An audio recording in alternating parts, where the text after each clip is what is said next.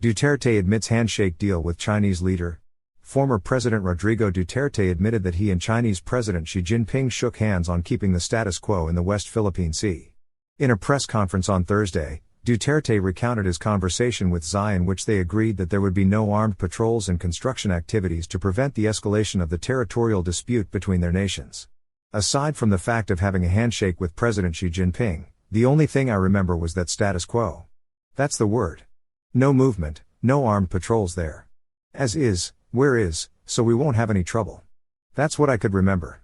I do not even know the Eung and Shoal, he said. Asked if the as is where is agreement was put on paper, Duterte said it was verbal.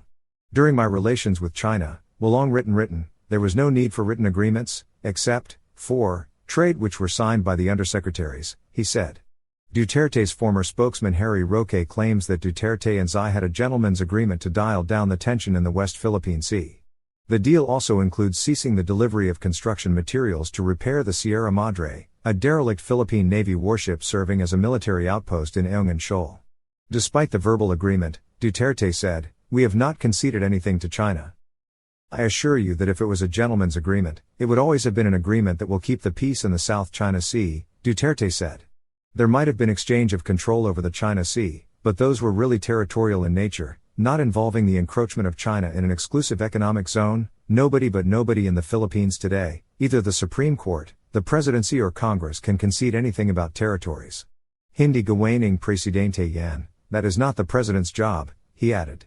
Duterte repeated his belief that the Philippines cannot afford a war at this time with Beijing.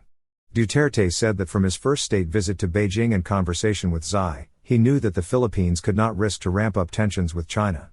I said, "Mr. President, we would insist the China Sea, or not the whole of it, but there is a part of the China Sea that belongs to the Philippines, I will dig my oil there. I just want to let you know."